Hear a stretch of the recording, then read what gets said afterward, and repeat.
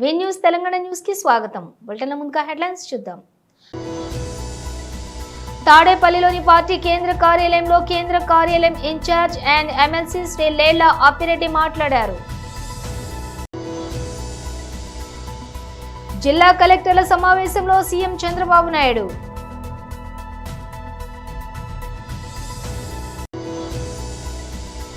BJP రాష్ట్ర ప్రధాన కార్యదర్శి డాక్టర్ కాసం వెంకటేశ్వర్లు మీడియాతో మాట్లాడుతూ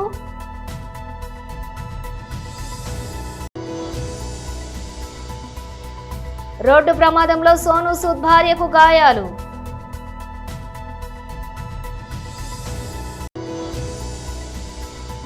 డెబ్బై 2 గంటల్లో వాళ్లంతా క్షమాపణ చెప్పాలి. KA Paul.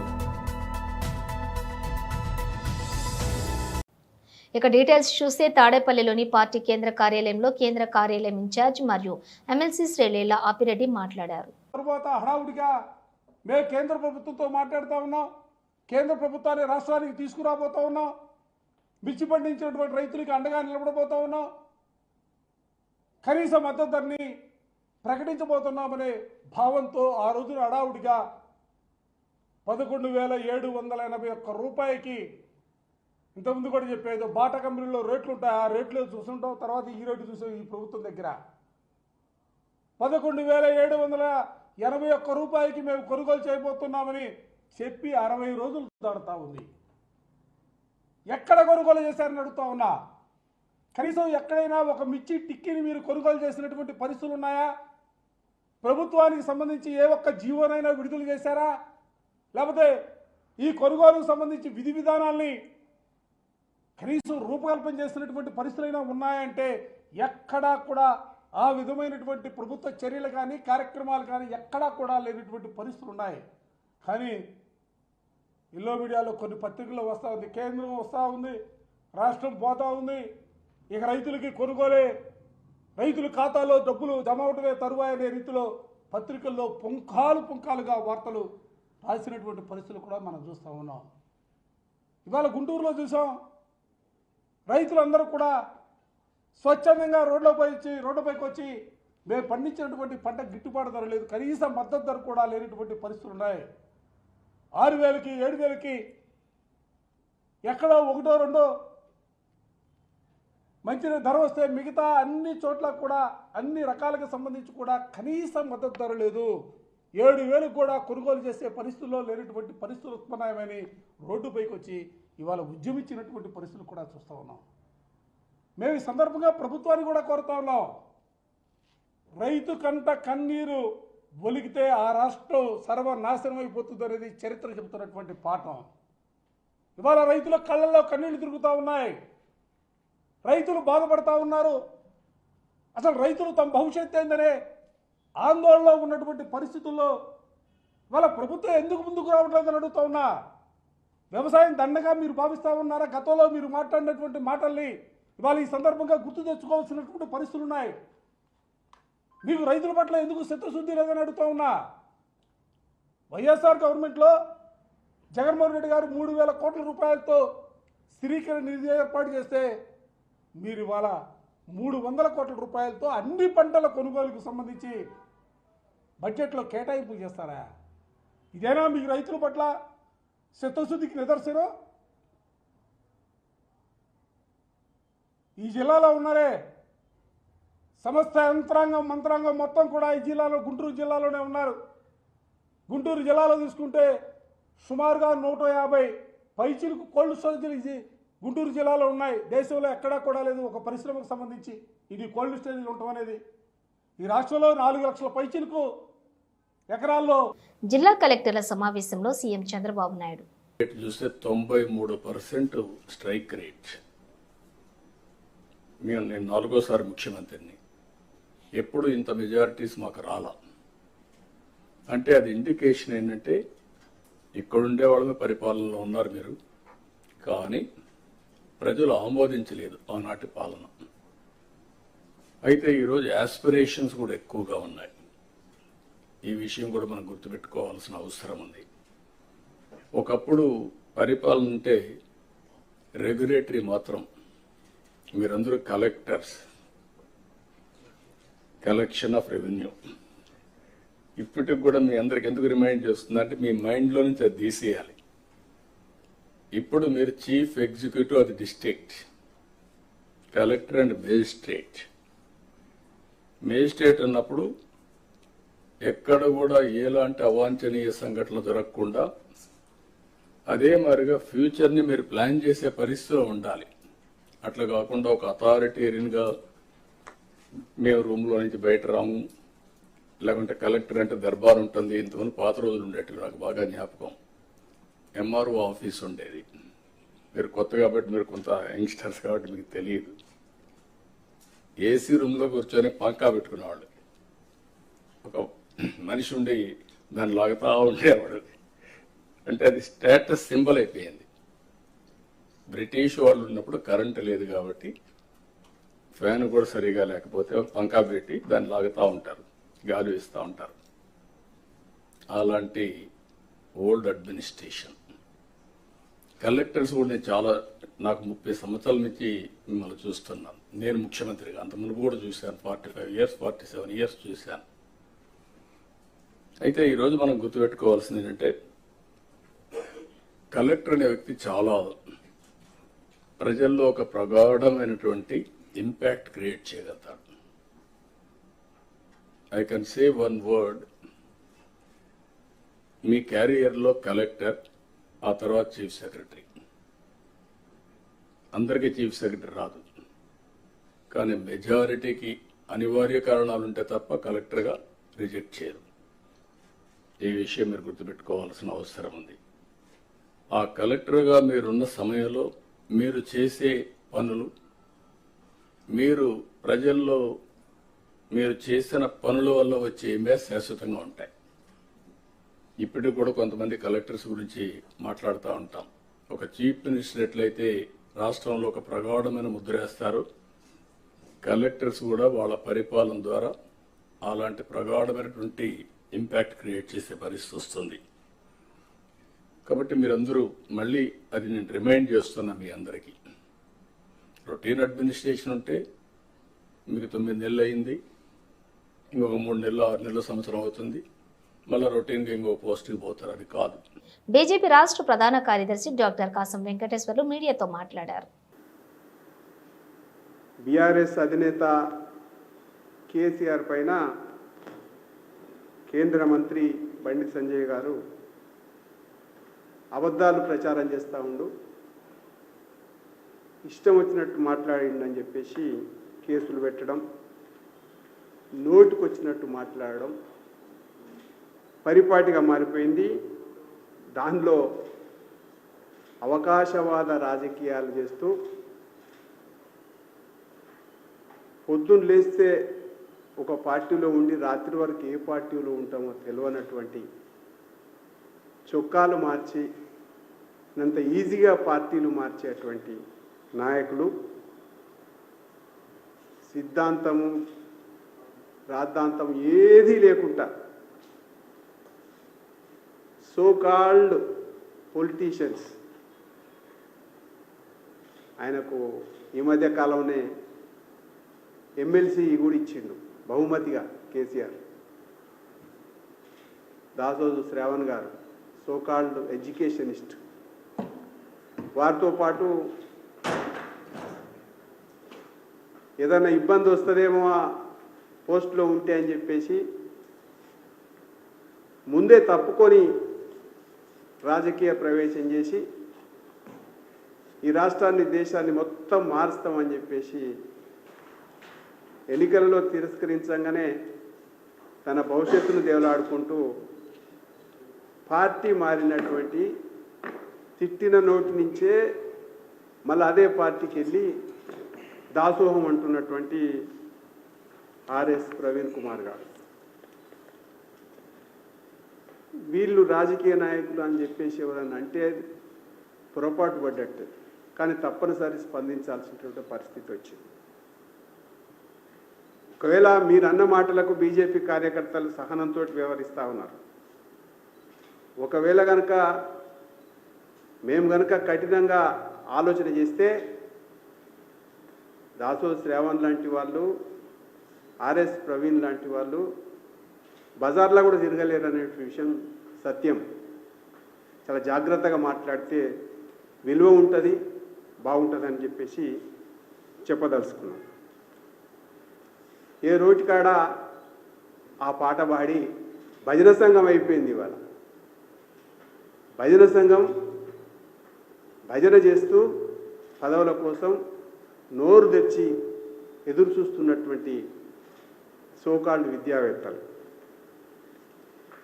మేము అన్న మాటలు కేసీఆర్ గారిని కానీ, లేకపోతే రేవంత్ రెడ్డి గారు కానీ, లేకపోతే ఇంకెవరిని అన్న మాటలు మీరు అన్న మాటలే మేము చెప్పినాం. ముందు ఆ మాటల్ని మీరు ఎందుకన్నారో మేము ప్రశ్నిస్తున్నాం. మీరు పార్టీలో లేనప్పుడు మీరు ఇష్టం వచ్చినట్టు మాట్లాడారు. ఇలా అది పార్టీ మారంగానే ఇలా గురివింజ అయిపోయిందా? మీరు నీతివంతులయ్యారు. ప్రముఖ నటుడు సోను సూద్ అర్ధాంగి సోనాలి ఆమె సోదరి సుమితా సాల్వే రోడ్డు ప్రమాదానికి గురయ్యారు. ముంబై నాగ్పూర్ హైవేపై సోను సూద్ భార్య సోనాలి ఆమె సోదరి సుమితా సాల్వే ప్రయాణిస్తున్న కారు ఆగి ఉన్న ట్రక్కును ఢీకొట్టడంతో గాయపడ్డారు. సోనాలి సుమిత నాగపూర్ విమానాశ్రయం నుంచి ఇంటికి తిరిగి వస్తూ ఉండగా ఈ ప్రమాదం జరిగింది. ఈ ప్రమాదం జరిగిన సమయంలో సోనాలి మేనల్లుడు కారు నడుపుతున్నట్లు తెలిసింది. సోనేగావ్ పోలీస్ స్టేషన్ పరిధిలోని వార్దా రోడ్ ఫ్లైఓవర్ మీద ఈ ప్రమాదం జరిగింది. మ్యాక్స్ హాస్పిటల్ వైద్యుడు అభిజిత్ బాట్కుల్కర్ తెలిపిన వివరాల ప్రకారం సోనాలి సుమిత ఇద్దరు ఆసుపత్రిలో చికిత్స పొందుతున్నారు. ప్రస్తుతం వారి ఆరోగ్య పరిస్థితి నిలకడగా ఉంది. స్వల్ప గాయాలైన సోనాలి మేనల్లుడికి ప్రథమ చికిత్స చేసి పంపించేశారు. సంగారెడ్డి జిల్లా పుల్కల్ మండలం సుల్తానపూర్ జేఎన్టీయూ క్యాంపస్లో రాత్రి విద్యార్థులు జేఎన్టీయూ ప్రధాన గేటు ముందు బైఠాయించి నిరసన ఆందోళన చేపట్టారు. గత కొద్ది నెలలుగా క్యాంపస్లో మెస్ కాంట్రాక్టర్లు విద్యార్థులకు నాణ్యమైన భోజనం వడ్డించడం లేదంటూ ఆవేదన వ్యక్తం చేశారు. ఈ విషయంపై పలుమార్లు క్యాంపస్ ప్రిన్సిపాల్ను ఫిర్యాదు చేసి వారి దృష్టికి తీసుకెళ్లినా తమ భోజనం సమస్య పరిష్కారం కావడం లేదంటూ ఆగ్రహం వ్యక్తం చేశారు. పలు దఫాలుగా ధర్నాలు చేస్తే జిల్లా అధికారులు నామమాత్రపు తనిఖీలు చేసి వెళ్లిపోయారే తప్ప తమ సమస్య పరిష్కారం కాలేదంటూ ఆరోపించారు. రాష్ట్ర వైద్యారోగ్య శాఖ మంత్రి దామోదర రాజనరసింహ ఆదేశాలతో ఫుడ్ సేఫ్టీ ఎన్ఫోర్స్మెంట్ టీం అధికారులు క్యాంపస్లో ఫుడ్ తనిఖీలు నిర్వహించినా ఇక్కడున్న సిబ్బంది తీరు మారలేదని మండిపడ్డారు. క్యాంపస్లో నాణ్యమైన భోజనం వడ్డించకపోవడంతో ఆ భోజనం తినలేక ఖాళీ కడుపులతో పసులుంటున్నామంటూ విద్యార్థులు ఆవేదన వ్యక్తం చేశారు. మాన్కుడు ప్రజలు ఎవరైతే ఉన్నారో అందరికీ నా నమస్కారం. నేను మాన్కుడు ఇన్స్పెక్టర్ లక్ష్మణ్ మాట్లాడుతున్నాను.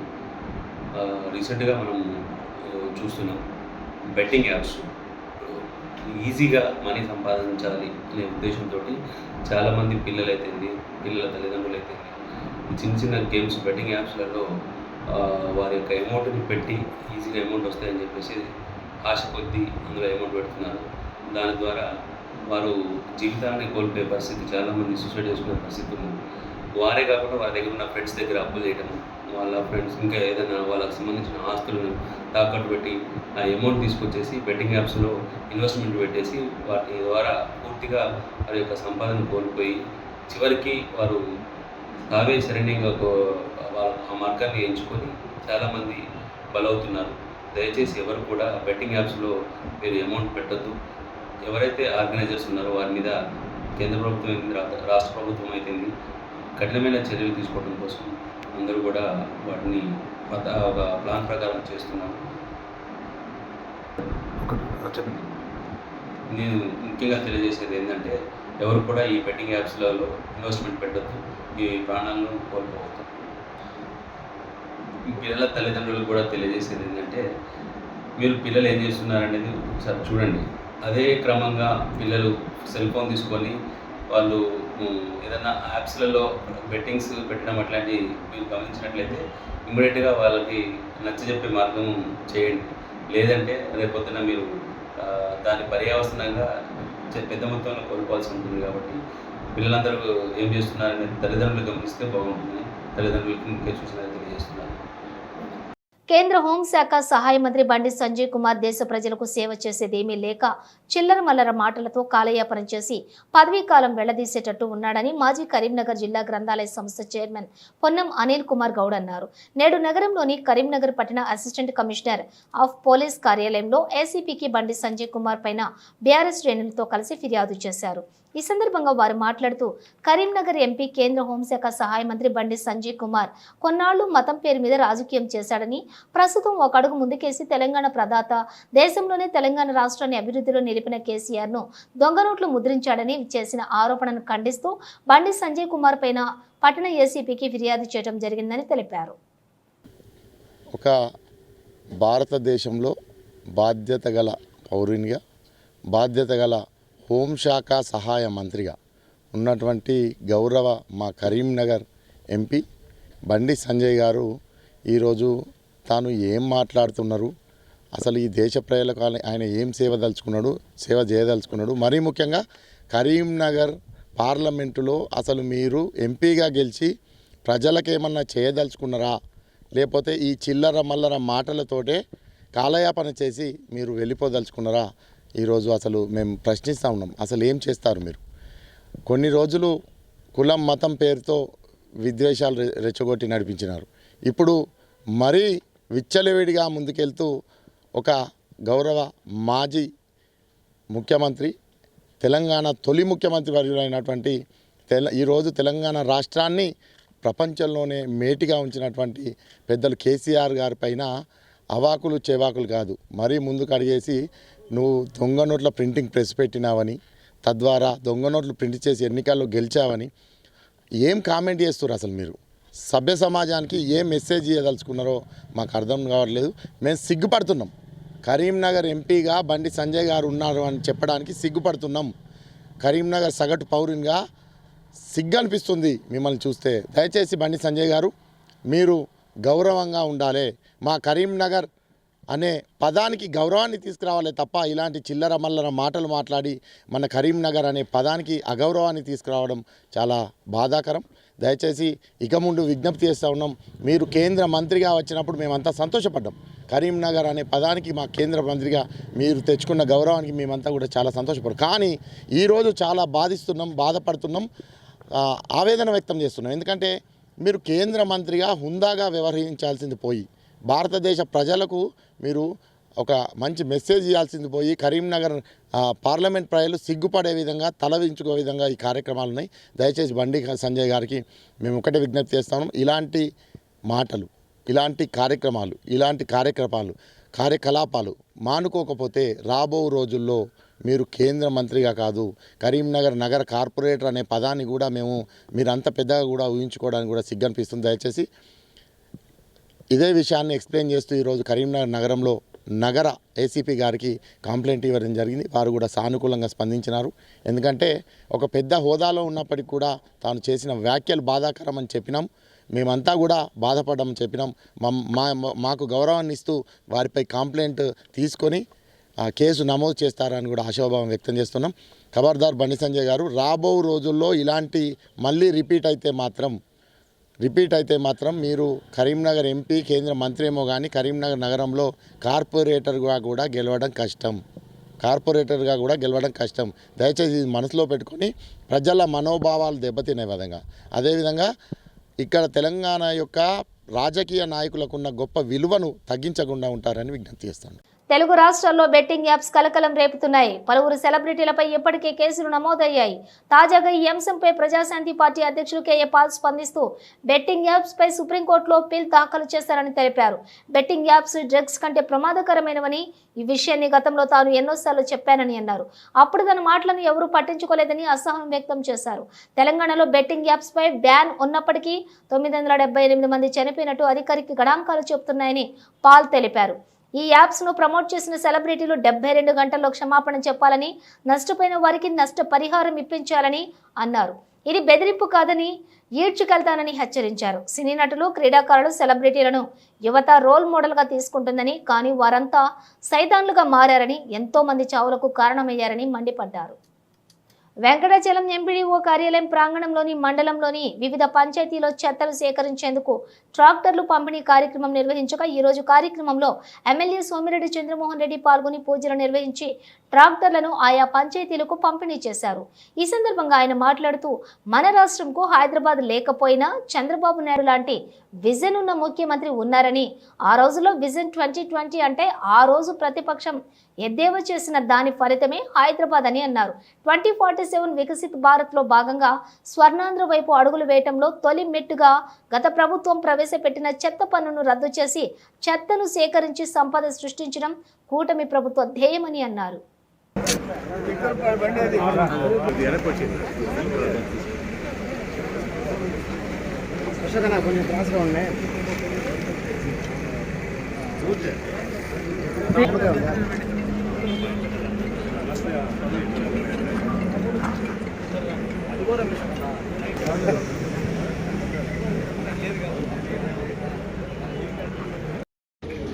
ఈరోజు ఏంటంటే ఒక 6 ట్రాక్టర్లు స్వచ్ఛాంధ్ర కార్పొరేషన్ వాళ్ళు వచ్చి AP agro industries development corporation ద్వారా ఒక్కొక్క ట్రాక్టర్ 6,01,926 రూపాయలు. 5 ట్రాక్టర్లు వెంకటాచలం, ఒక ట్రాక్టరు ముత్తుకూరు మండలం దొరువులపాలెనికి వచ్చినాయి. ఆల్రెడీ పొదలకూరుకి 2 వచ్చినాయి, మిగతా కూడా ఎక్స్పెక్ట్ చేస్తున్నాము. ఇదంతా ఏంటంటే ఉద్దేశము 2,000 జనాభా కంటే ఎక్కువ ఉంటే వాటికి ట్రాక్టర్ల చెత్తని క్లీన్ చేసే ట్రాక్టర్స్ ఉండాలని. అంతకుముందు 14-19 కూడా సాలిడ్ వేస్ట్ మేనేజ్మెంటు అవి కేంద్రాలు పెట్టి అక్కడికి చెత్తను తోలి అక్కడ ట్రీట్మెంట్ చేసి దాన్ని ఎటువంటి పొల్యూషన్ లేకుండా చేసేవాడు. లాస్ట్ 5 years చెత్త ట్యాక్స్ వేసారు కానీ దానికి అసలు చేసిన చర్యలు తీసుకున్న పాపాన పోలేదు. ఇప్పుడు మేము ఆ చెత్త ట్యాక్సు చెత్త పన్నుని రద్దు చేసాం, ప్లస్ ట్రాక్టర్లు పంపిస్తున్నాం. అంటే క్లీన్ అండ్ గ్రీన్ ఉండాలనేది స్వచ్ఛాంధ్ర. ఇప్పుడు విజన్ 2047 ఇచ్చాము. ఉద్దేశం ఏంటి? రాష్ట్రం బాగుండాలని. వాళ్ళ ఉద్దేశం ఏంటంటే 47 దాకా మాకెందుకు, మాకు తొందరగా అధికారం కావాలా, మళ్ళీ మేము చెత్త ట్యాక్స్ వేయాలా, ఇది వాళ్ళ విజన్. అది ఇప్పుడు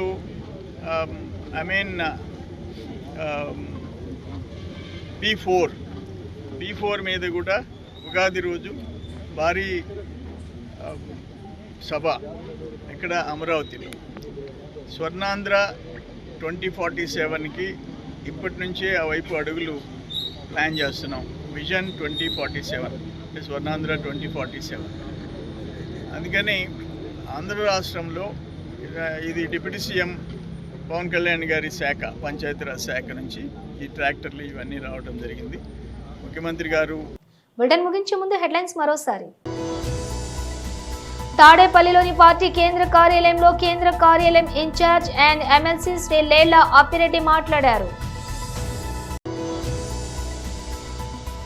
జిల్లా కలెక్టర్ల సమావేశంలో సీఎం చంద్రబాబు నాయుడు.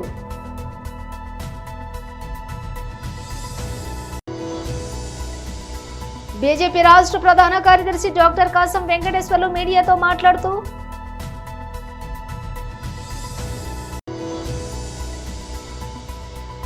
రోడ్డు ప్రమాదంలో సోను సూద్ భార్యకు గాయాలు.